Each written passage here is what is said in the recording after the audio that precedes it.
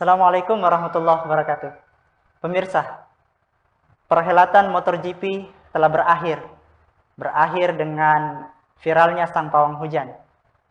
Banyak yang memuji karena kearifan lokal ini akhirnya mendunia. Dan bahkan digadang-gadang sebagai salah satu trik jitu dalam marketing tingkat tinggi. Tapi tidak sedikit yang menghujat karena menganggap ini malu-maluin. Karena di tengah teknologi 4.0, Indonesia masih memelihara tradisi klinik.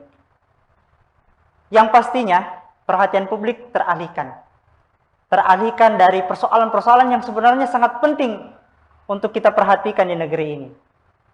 Misalnya kenaikan harga-harga pokok menjelang masuknya bulan suci Ramadan. Belum lagi tidak lama kenaikan minyak goreng yang disangka mengalami kelangkaan, tetapi ketika harga eceran tertinggi dicabut, tiba-tiba minyak goreng membanjiri pasar dengan harga hampir 2 kali lipat, yang menyebabkan ibu-ibu rumah tangga menjerit dan pedagang-pedagang gorengan hampir saja gulung tikar. Belum lagi penetapan kebijakan keanggotaan BPJS menjadi prasyarat dalam berbagai macam administrasi yang seakan memaksa warga negara untuk kemudian mendaftar. Sudahlah hidup ini susah, kemudian harus membayar premi setiap bulan, maka tentu saja hidup masyarakat akan semakin lebih sulit. Apatah lagi ada rencana pemerintah untuk menaikkan pajak PPN 11%. Ini tentu saja akan menambah beban derita rakyat.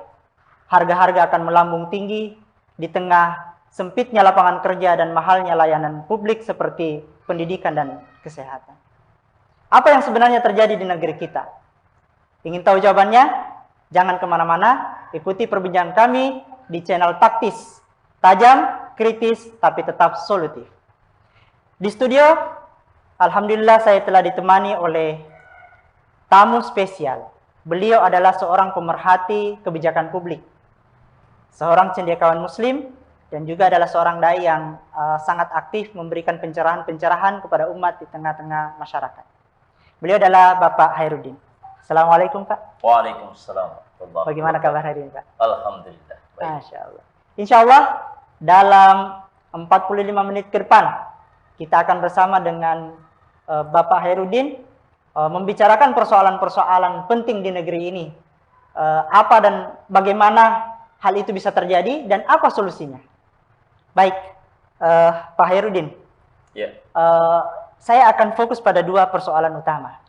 Yang pertama adalah terkait tentang layanan kesehatan dan yang kedua terkait tentang tata kelola pangan Indonesia.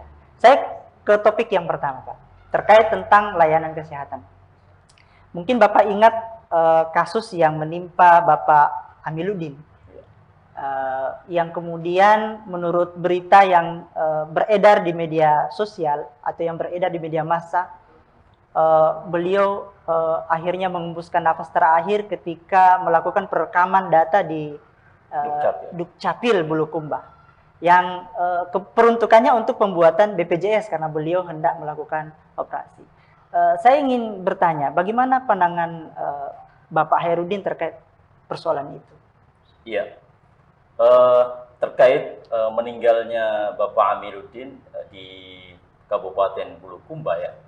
Jadi memang ini menjadi viral ya, sebab beliau ini meninggal ketika proses perekaman IKTP ya, yang menjadi syarat agar beliau bisa ditangani di rumah sakit ya. Yang awalnya beliau ini sudah dirawat di Rumah Sakit Sultan Den Raja ya, Kabupaten Bulukumba. Hanya saja karena beliau ini tidak memiliki kartu kepesertaan BPJS ya, maka oleh pihak rumah sakit tentunya ya disyaratkan untuk melakukan pengurusan ya. Memang kita harus mengakui kompleks ya, masalah Amiluddin ini. Di satu sisi mungkin ada kelalaian keluarga selama ini ya, tidak memperhatikan penyakit yang diderita ya. Tapi bagi kita melihat layanan kesehatan, ini sebenarnya gambaran bahwa BPJS itu benar-benar tidak menjadi apalagi bagian yang betul-betul melayani kesehatan masyarakat. Ya, kalau kita mau sebut bahwa orang miskin itu ya jangan sakit gitu. Ya. Dilarang sakit. Dilarang sakit itu, hanya yang kaya saja gitu. Ya, memang terbukti gitu. Memang kalau kita telisik ya keberadaan BPJS Kesehatan ini memang merupakan amanat undang-undang ya, Undang-Undang Nomor 24 Tahun 2011 ya. Yang pertama kali diberlakukan 1 Januari 2014 ya. Ada dua BPJS, BPJS Kesehatan dan BPJS Tenaga Kerjaan ya. Undang-undang ini memang amanat dari undang-undang sebelumnya, 7 tahun sebelumnya, yaitu tahun 2004 nomor 40 tentang sistem jaminan sosial nasional SJSN ya. Di pasal 19 ya di undang-undang SJSN ini memang sudah disebutkan bahwa jaminan kesehatan nasional itu diselenggarakan secara nasional berdasarkan atas sistem asuransi atau ekuitas ya. Di pasal 1 juga disebutkan bahwa yang disebut dengan asuransi ya apalagi yakni pengumpulan dana ya oleh pemerintah dari masyarakat yang bersifat wajib gitu. Berarti BPJS ini sebenarnya intinya mengalihkan tanggung jawab negara ya, yang harusnya tanggung jawab negara di dalam meriaya atau mengurusi ya persoalan kesehatan masyarakat. Dengan lahirnya undang-undang ini ya, hanya namanya saja bertajuk Jaminan Kesehatan Nasional ya kan, tapi intinya sebenarnya negara tidak menjamin. Yang menjamin adalah masyarakat itu sendiri ya, melalui pemungutan premi atau pembayaran wajib setiap bulan ya. Itu yang disyaratkan di dalam undang-undang BPJS ya. Jadi masyarakat membayar premi setiap bulan. Inilah dana yang terkumpul ini yang dikelola oleh BPJS gitu. Jadi sejatinya negara sebenarnya telah mengalihkan tanggung jawab gitu, dari di pundaknya ke sebuah lembaga ya, yang tanda kutip kita bisa sebut sebagai lembaga swasta sebenarnya ya kan. Itu hanya saja dia di bawah payung Undang-Undang Nomor 24 Tahun 2011. Itu poin pertamanya itu, bahwa mungkin saya sedikit potong Pak. Bukankah dalam undang-undang yang di amandemen ya nomor 28H Undang-Undang 45 itu disebutkan bahwa semua orang berhak mendapatkan layanan kesehatan. Bukankah ini menjadi payung hukum untuk bahwa setiap warga negara ya tanpa apapun alasannya, latar belakangnya, dia berhak untuk mendapatkan kesehatan? Iya. Undang-undang dasarnya memang betul ya menyatakan seperti itu. Tapi produk turunan dari undang-undang dasar ini yang bermasalah gitu. Yang menyeratkan bahwa ketika di dalam proses rancangan undang-undang ini ya, pembahasannya dan seterusnya seolah tidak memperhatikan ya diktum di dalam pasal 28H itu di undang-undang dasar, yang harusnya itu ya bahwa setiap masyarakat itu berhak untuk mendapatkan layanan kesehatan, maka peran negara ya harus hadir, mulai dari layanan dalam bentuk preventif ya kan, kemudian apalagi kuratif ya itu.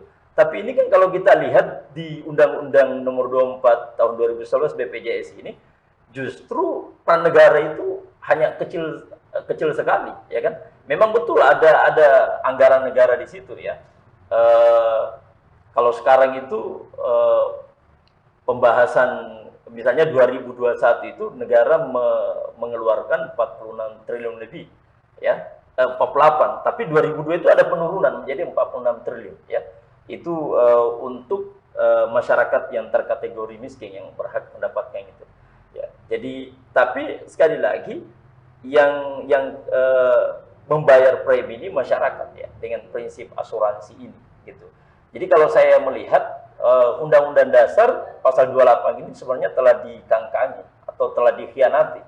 Ya. Apakah Bapak ingin mengatakan bahwa payung hukum Undang Dasar 45 ini, pasal 28 ini, itu kontradiktif dengan undang-undang turunannya? Jelas kontradiktif, gitu. Kontradiktif. Karena peran negara kecil sekali.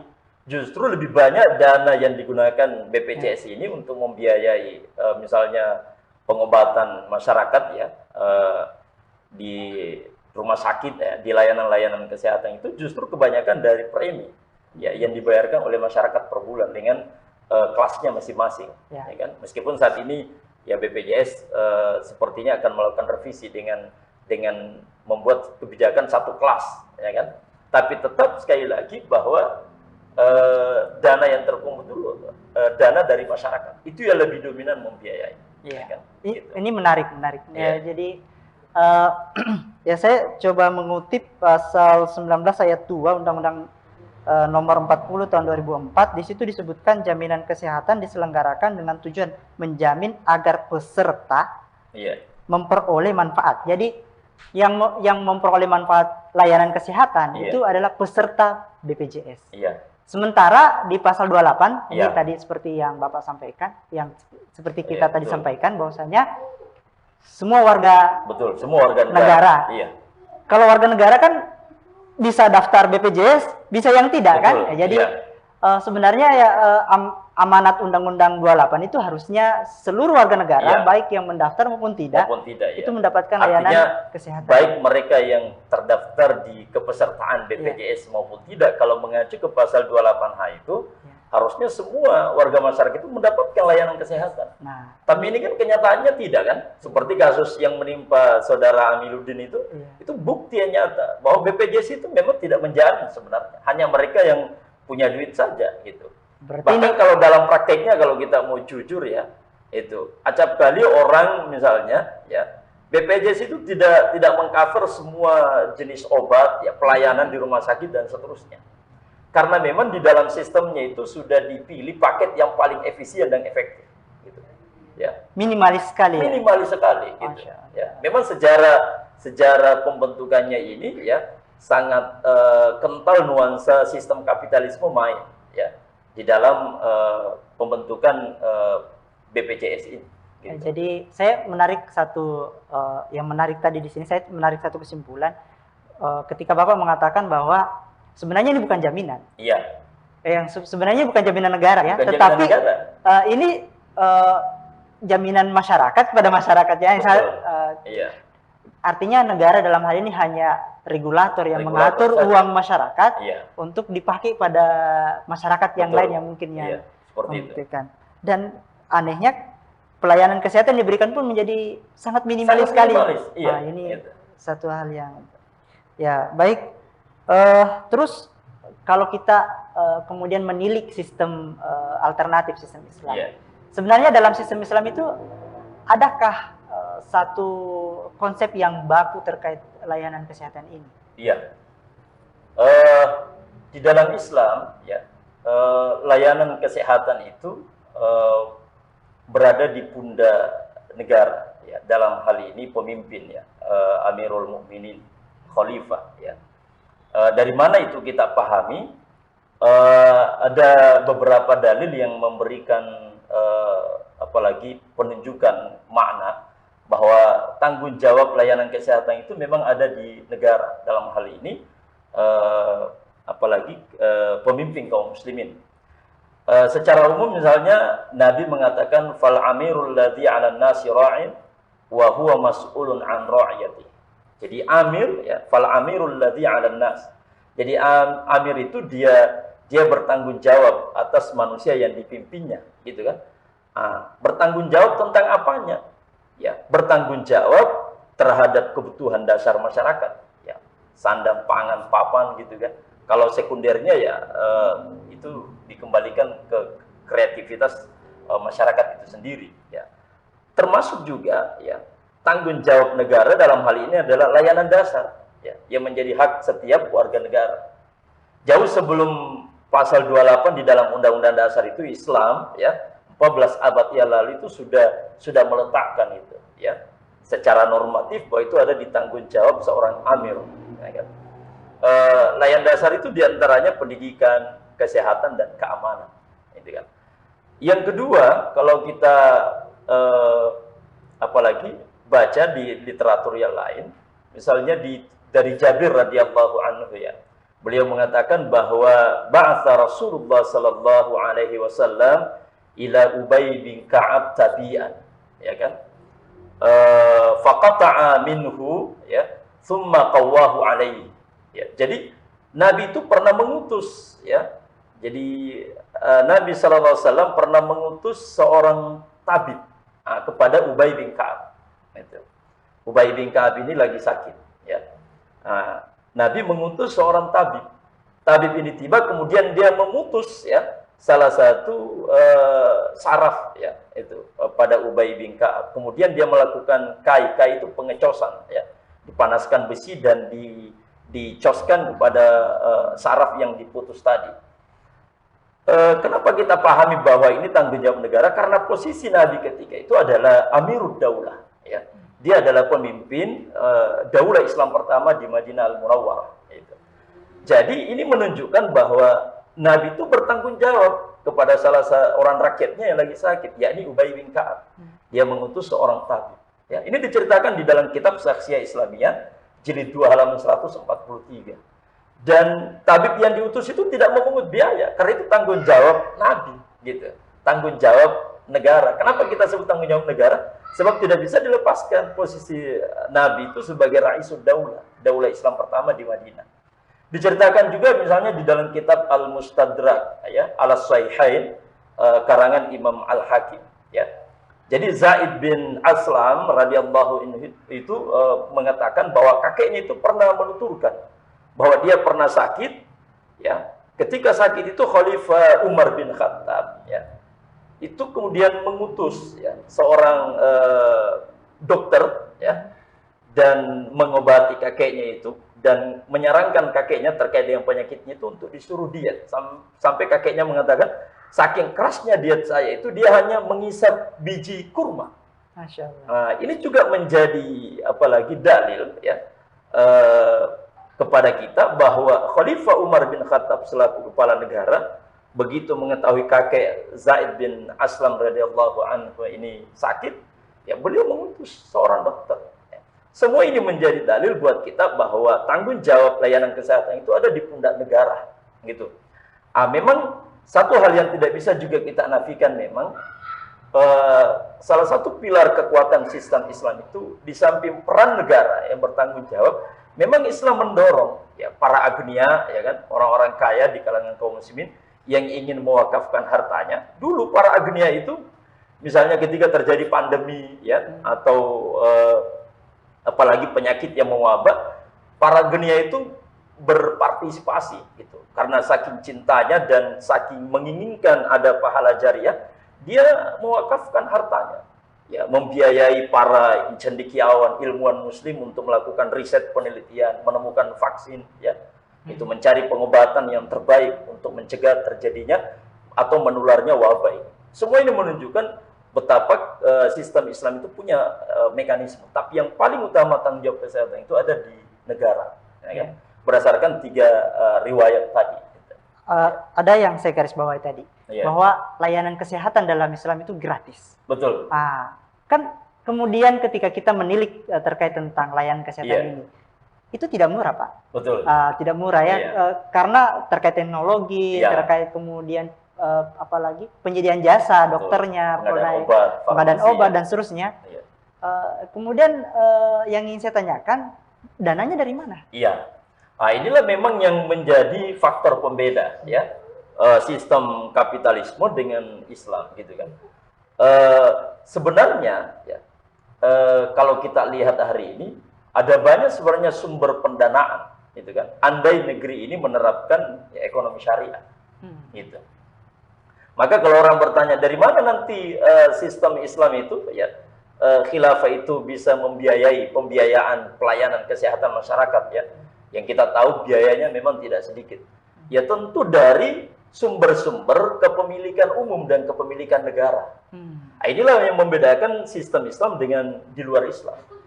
di alam sistem ekonomi kapitalisme saat ini, ya kan, di mana tidak ada pemilahan kepemilikan, ya, bahkan seseorang bisa memiliki apa saja, ya, selama mereka mampu untuk menguasai sumber-sumber produksi, ya, sebanyak-banyaknya. Makanya tidak heran di sistem kapitalis itu ya satu orang bisa menguasai 88%, ya, atau 1% itu menguasai 88% kekayaan, ya, di negeri kita gitu.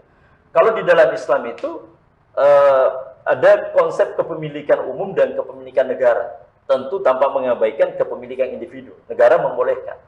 Nah, terkait kepemilikan umum ini, ya, misalnya Nabi mengatakan an-nasu syuraka'u fi thalathin, al-kala, al-ma' wa an-nar, ya kan?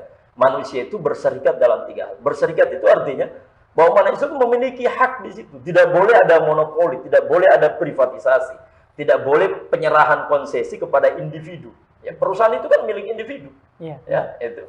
Nah, jadi manusia berserikat al-kala, ya, bisa kita konotasikan itu ya hutan, padang savana dan seterusnya. Jadi semua pemanfaatan hasil hutan, ya, padang dan seterusnya itu negara mengelola, peran negara mengelola, dan hasilnya dimasukkan ke kas, ya, negara, baitul mal. Itu nanti menjadi salah satu sumber pembiayaan. Begitu juga dengan alma, sumber air, sungai, danau, samudra, lautan, ya, dan semua kekayaan yang ada di dalamnya itu tidak boleh diserahkan kepada swasta. Itu negara yang harus mengelola, mengeksplorasi, ya, mengeksploitasi, ya, untuk hasilnya dimasukkan dan itu menjadi milik umum, ya kan? Nah, itu menjadi salah satu sumber pembiayaan. Nah, kalau kita lihat negeri kita ini kan bentangan alamnya luar biasa, ya kan? Itu punya pesisir pantai yang terpanjang 26 juta kilometer, ya kan? Itu bentangan pantai yang sangat luar biasa, sumber kekayaan yang ada di laut, di sungai, ya, itu pesisir, samudra dan seterusnya. Yang ketiga an-nar, ya kan? Kalau kita mau sebut ini ya sumber energi, ya kan? Maka pertambangan Indonesia ini, pertambangan batu baranya luar biasa, ya kan? Jangankan batu bara, Pak, emas juga ada. Emas, coba. Belum lagi uranium gitu kan, tembaga, belerang, ya, kemudian nikel dan seterusnya. Tapi sayangnya sekali lagi negeri kita ini karena menganut pengelolaan sumber daya alam ala kapitalisme, yaitu semua diserahkan atas nama privatisasi, ya kan, atas nama apalagi investasi dan seterusnya. Padahal dalam Islam itu semua ini adalah milik umum. Negara berperan, ya, apakah dia menunjuk satu badan usaha milik negara sendiri, ya, nanti semua hasilnya itu ya untuk pelayanan. Jadi kalau orang bertanya dari mana dana untuk pelayanan kesehatan, pendidikan, keamanan, dan itu butuh biaya tidak sedikit, betul, kita tahu. Tapi paradigmanya ya berbeda dengan saat ini. Kalau dalam Islam itu semua tadi ini adalah harta milik umum. Itu. Yang semua hasil eksplorasinya itu ya dimasukkan di pos kepemilikan umum. Dan itu bisa menjadi sumber pembiayaan. Belum lagi kepemilikan negara. Ya kan? Gitu. Jadi seperti itu. Ya. Artinya kalau kemudian sekarang pemerintah menarik premi dari masyarakat, kemudian dana itu yang dipergunakan untuk pelayanan kesehatan, itu menjadi wajar karena tambang, ya, betul. Apalagi sumber-sumber kekayaan alam yang ada di negeri kita ini telah diserahkan kepada asing. Beda jauh dengan sistem Islam ternyata. Sangat beda jauh itu. Jadi saya mendapat gambaran kalau kemudian sistem Islam yang diterapkan berarti saya kira kita akan sangat bisa surplus mungkin dananya terkait tentang penyediaan layanan kesehatan ini karena freeport saja, wah itu keuntungannya luar biasa. Ya. Belum lagi tambang batu baranya, belum lagi kemudian kita penghasil gas terbesar di Indonesia, tapi dijual murah ke Cina. Ya, demikian pula batu bara kalau tidak salah ya. Jadi kita penghasil batu bara, tetapi kemudian dijual murah juga ke Cina. Keluar. Inilah memang ironinya negeri yang kaya raya itu kan, tidak dikelola dengan syariah ya seperti ini. Ya, Masya Allah. Saya ke topik yang kedua, Pak. Ini terkait tentang tata kelola pangan. Nah, kemarin ini ada yang membuat panik ibu-ibu ya. Jadi minyak goreng hilang di pasaran. Betul. Kemudian dikabarkan langka. Pemerintah mengeluarkan kebijakan harga ekonomi tertinggi. Kemudian ketika harga ini dicabut oleh pemerintah, Iya. tiba-tiba minyak goreng yang tadinya disebut langka itu membanjiri pasar. Iya. Bagaimana Bapak memandang persoalan ini? Iya. Jadi rentetan kejadian itu sebenarnya mengkonfirmasi kuat dugaan bahwa di negeri ini memang ya tata kelola pangan itu banyak dikuasai kartel. Kartel. Iya. Dalam kasus minyak goreng paling tidak ada dua yang bisa kita lihat. Ya, yang pertama kuat dugaan ini dikuasai kartel. Jadi segelintir orang ya itu menguasai mulai dari produksi ya, produksi sampai dengan apalagi turunan dari produksi kelapa sawit itu ya.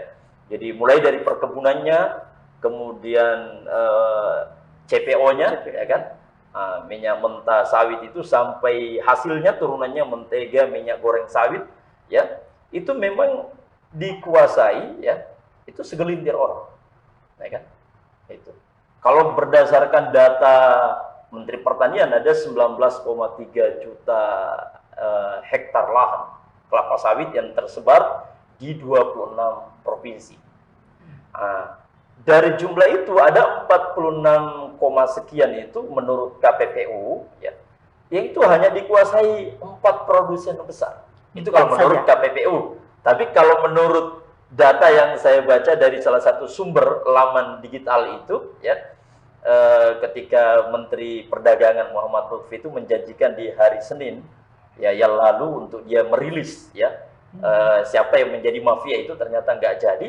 Tapi laman media digital itu menyebut ada 5 ya kan, itu diantaranya Antoni Salim ya, pemilik Indofood, kemudian ada Eka Cipta Wijaya ya, Sinarmas ya kan, ada Bakhtiar Karim ya, ada kemudian Tanoto Sukanto ya, Golden Eagle, kemudian ada Marwar Sitorus ya, Wilmar. Nah, itu. Ini yang umumnya gitu. Ya. Karena ini terintegrasi mulai dari perkebunan sawitnya sampai produksinya gitu. Hulu sampai hilir. Hulu sampai hilir. Jadi kuat dugaan. Jadi kalau orang kemudian mengatakan, kenapa pemerintah ketika mencabut headnya tiba-tiba banjir gitu kan, dan kemudian harganya melambung, ya bisa saja mereka bersepakat menahan produk itu, sengaja membuat langka, gitu, ya kan? Apakah ini praktek monopoli? Jelas ini praktek monopoli. Ini dalam pandangan Islam yang disebut dengan ihtikar, ya kan? Dia melakukan penimbunan, gitu. Ya dia monopoli karena ya dia punya kuasa, gitu kan? Bayangkan terintegrasi mulai dari hulu sampai hilir, gitu. Padahal kalau kita mengacu data Menteri Perindustrian, ya, untuk 2021, ya, itu produksi minyak goreng sawit 20,22 juta ton itu, sementara konsumsi minyak goreng sawit nasional itu hanya 5,07 juta ton. Kan sangat jauh sekali. Jauh sekali. Tapi kenapa bisa langka? Masuklah yang kedua. Apa yang menyebabkan? Kebijakan pemerintah yang salah. Di mana kita bisa katakan kebijakan pemerintah yang salah? Satu, memang ada pengaruh dari kebijakan terdahulu. Kebijakan terdahulu itu kan menyiratkan ya bahwa mereka yang ingin bergerak di industri minyak goreng sawit itu minimal menguasai 20% lahan. Sehingga perusahaan yang tahun 70-80 itu jumlahnya banyak akhirnya tereduksi, ya kan? Itu mereka hilang satu persatu, ya kan? Itu di lain sisi karena tidak kuat bersaing, ya kan? Ya, mereka yang punya modal besar akhirnya sekarang tinggal ini yang besar. Nah, ini kalau dikuasai segelintir ini sangat mudah sekali memang mereka melakukan monopoli kan, penimbunan gitu, mempermainkan, mengintervensi harga ya dan seterusnya. Nah, kebijakan yang dimaksudkan itu ya yang menjadikan minyak goreng itu kemudian langka. Tapi ya itu kan sekali lagi karena kuat dugaan kartel tadi. Tapi yang saya maksudkan begini. Pemerintah mengakui sampai akhir Februari 2022 itu ada sekitar 415 juta ton liter minyak goreng murah itu yang diekspor, lolos. Diekspor ke luar negeri. Itu diakui oleh Menteri Perdagangan sendiri, Muhammad Lutfi, gitu. Belum lagi yang kedua, apa yang menyebabkan Ternyata karena produsen ya CPO ini, ya, tentu kan pengusaha pertambangan kelapa sawit ya, yang itu tadi yang kita sebut itu, dia lebih memilih menjual CPO-nya ini ya karena pemerintah sekarang lagi menggenjot namanya biodiesel. Biodiesel. Jadi ada 732.000 ton ya, juta ton CPO ini yang dijual oleh pengusaha ke pemerintah, dalam hal ini Pertamina, untuk menjadi bahan biodiesel. Dan naibnya pemerintah membelinya itu dengan harga internasional. Padahal kebunnya ada di negeri kita. Ini aneh. Ini aneh gitu. Aneh, ya. Itulah kenapa pengusaha lebih senang ya jual menjadi bahan baku biodiesel ketimbang untuk pemenuhan kebutuhan minyak goreng. Ini menarik, Pak. Ya. Saya tadi garis bawahi terkait tentang berarti praktik monopoli ini adalah sesuatu yang lumrah dalam sistem kapitalisme. Betul. Iya. Ya. Kalau dalam pandangan Islam, apakah praktek-praktek semacam ini dibolehkan? Iya. Kalau dalam Islam jelas tidak boleh, ya kan? Pertama secara normatif Nabi ya teladan kita itu mengingatkan kepada setiap pedagang, ya itu at-tajirul amin sadukul muslim ma'an nabiyina wasiddiqina yaumal qiyamah, ya kan? Jadi pedagang muslim yang amanah dan terpercaya itu dia nanti bersama para nabi, para siddiqin di hari kemudian. Ini mendorong agar setiap pedagang itu dia jujur. Ya, kemarin itu kita dibuat jengkel, ya.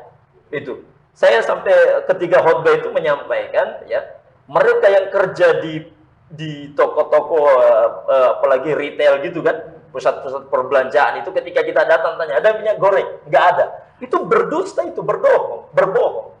Dia bagian dari mata rantai perdagangan, dia berbohong, gitu. Kalau dia muslim, dia berdosa di sisi Allah Subhanahu wa taala karena dia telah membohongi konsumen. Ternyata banyak buktinya begitu pemerintah melepas head, sekarang kan membanjiri kalau kita lihat. Iya, benar. Masuk ke Indomaret. Saya termasuk korban yang pernah mendatangi di pagi hari sampai siang itu. Kalau tidak salah ada sampai 5 saya datang itu. Ya, pusat-pusat perbelanjaan retail itu. Ya semua jawabannya sama. Lagi kosong, lagi kosong. Ini bagian. Kedua juga kan ya. Ini bagian dari ta'awun perbuatan dosa kan. Wala ta'awanu 'alal itsmi wal udwan. Justru Islam melarang itu. Yang kedua Nabi mengatakan man ihtakara 'alal muslimina ta'amuhu darabahullahu bil iflis au bil juzami, ya. Jadi barang siapa yang menimbun, yang melakukan ihtikar ya kepada kaum muslimin ta'amuhum, kebutuhan pokok.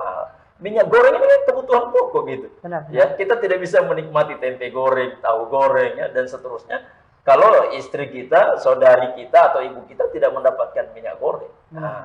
Jadi Nabi mengancam orang yang melakukan ihtikar ini ya diancam ya akan dibangkrutkan atau dia nanti kena penyakit kusta. Itu. Yang ketiga, negara ya itu akan menghukum pelaku ya perdagangan ini yang nyata-nyata melakukan apalagi ihtikar, ya kan? Yang terjadi di negeri kita lucu. Justru pemerintah kita menyalahkan masyarakat, katanya terjadi namanya panic buying, ya kan? Itu. Jadi masyarakat itu panik sehingga memborong, melakukan penimbunan. Padahal masyarakat itu panik gitu kan karena langka barang ini kan. Sehingga ketika dapat dia beli. Itu tidak masuk kategori penimbunan.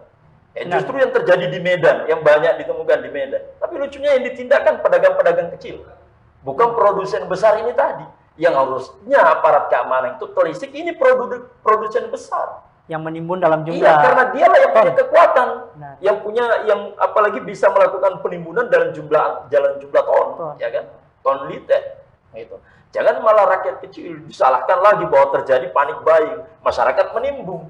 Masyarakat itu tidak menimbun kalau hanya mereka nyimpan 10-20 liter. Iya, benar. Sementara perusahaan produsen ini nyimpan sampai jutaan ton. Jadi dalam Islam itu, kalau itu pelaku usaha, maka izin usahanya bisa dicabut. Dan dia diberi sanksi tidak boleh dagang. Itu kalau kita baca misalnya Khalifah Umar itu, ya pernah ya ada satu pedagang itu ya dia mengintervensi sehingga mengakibatkan ya itu hukumannya sampai dia diusir, tidak berdagang di tempat itu lagi. Jadi dalam Islam itu negara sangat tegas.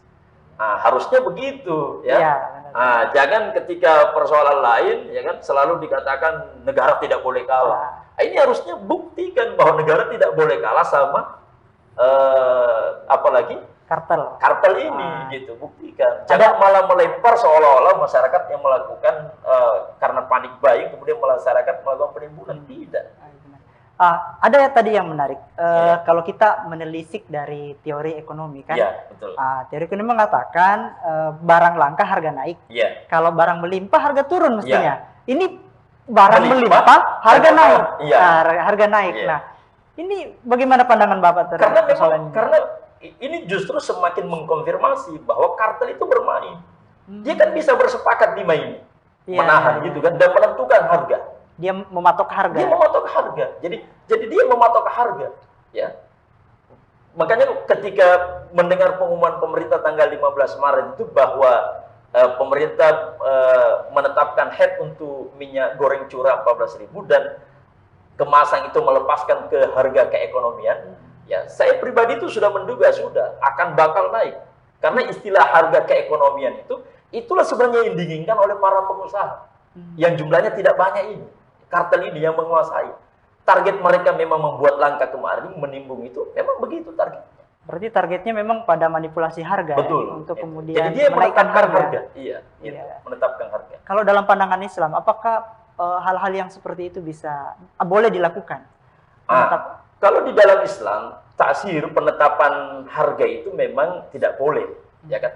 Tapi tanggung jawab pemerintah dalam pandangan Islam itu, kalau terjadi kenaikan apalagi harga kebutuhan pokok misalnya, ya kan, seperti minyak goreng ini, peran negara itu kemudian mengintervensinya bagaimana?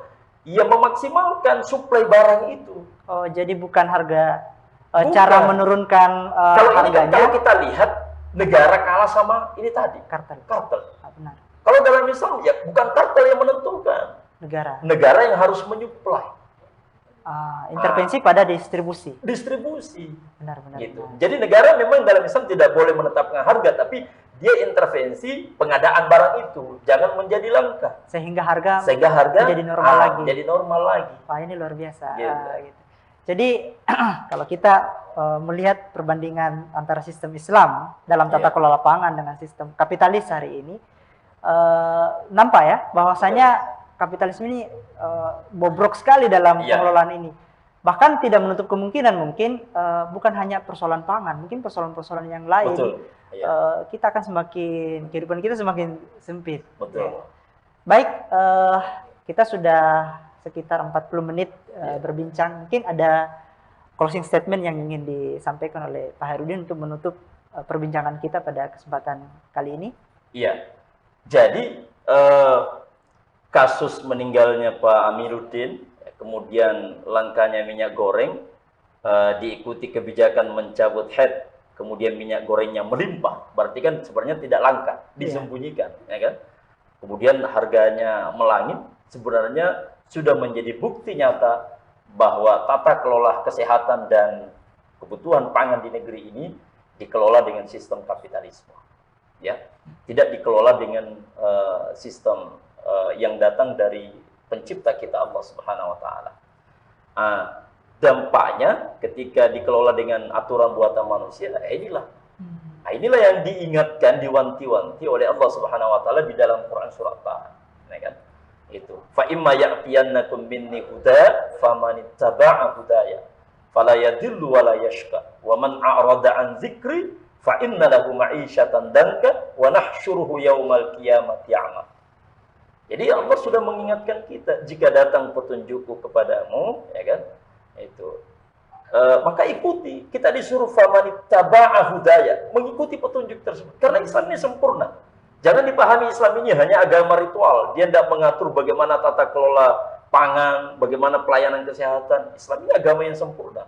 Dan pendahulu kita sudah mencontohkan itu. Ya, generasi salaf, ya, generasi sahabat Rasulullah dan generasi sahabat itu telah mencontohkan. Ya, generasi setelah bagaimana layanan kesehatan dan tata kelola pangan ini.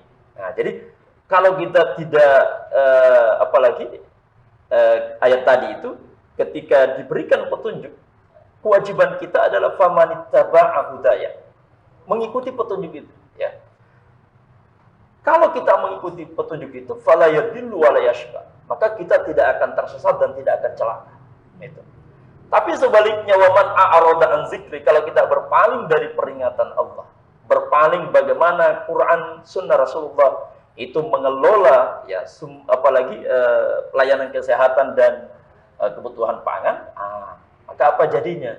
Fa innalahu ma'isyatan danka, maka baginya itu kami akan memberikan kehidupan yang sempit. Seperti inilah yang kita rasakan. Ya kan?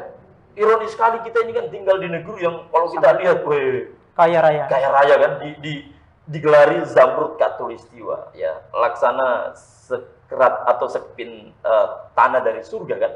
Gitu. Ya. Memang kenyataannya begitu, tapi kenapa penduduknya menjadi miskin gitu kan? Itu. Apalagi pandemi ini yang menambah lagi jumlah kemiskinan ya. Bahkan kalau dibandingkan Malaysia ya, harga minyak goreng kita jauh lebih tinggi daripada Malaysia gitu. Ya Malaysia hanya 8.500 per kilo ya kan. Tapi bukan berarti pembenaran bahwa sistemnya sudah jauh lebih baik ya. Itu. Ya.